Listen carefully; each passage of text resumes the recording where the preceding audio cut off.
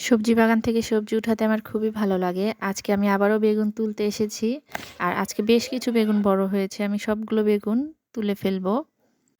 প্রচুর শীত পড়েছে, এজন্য গাছগুলো কেমন যেন মরে যাচ্ছে, খুব একটা ভালো থাকছে না। তো আজকে আমি বেশ কিছু বেগুন তুলে ফেলবো। এই বেগুনগুলো ভর্তা অথবা ভাজি খেতে খুব ভালো লাগে। আমার বাচ্চারা বেগুন ভাজিটা সবচেয়ে বেশি পছন্দ করে।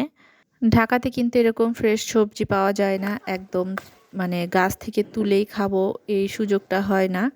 তো যার কারণে আমি যখনই বাড়িতে আসি এই সবজিগুলো তোলার চেষ্টা করি। তুলতেও ভালো লাগে, খেতে তো ভালো লাগবেই।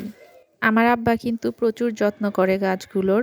তাছাড়া এই বাসার আঙিনাতে এত সুন্দর গাছগুলো হতো না। আর দেখেন আমি কতগুলো বেগুন অলরেডি তুলে ফেলেছি।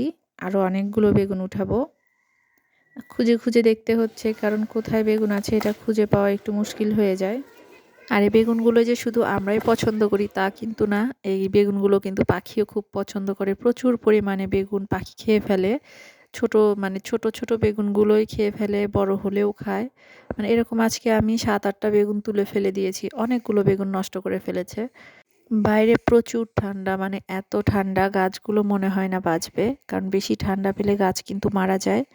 আর এখানে যেহেতু গাছগুলো নষ্ট হয়ে যাচ্ছে, এখানে অন্যান্য গাছ আবার লাগানো হয়ে গেছে। মিষ্টি কুমড়া গাছ লাগিয়েছে, তারপর আরও কিছু গাছ আছে। তো এগুলো যখন নষ্ট হয়ে যাবে ওগুলো তখন আবার উঠে যাবে। আর দেখেন আমি অনেকগুলো বেগুন তুলেছি। বাসার সামনে এরকম যদি সবজি বাগান থাকে তাহলে আর কি লাগে।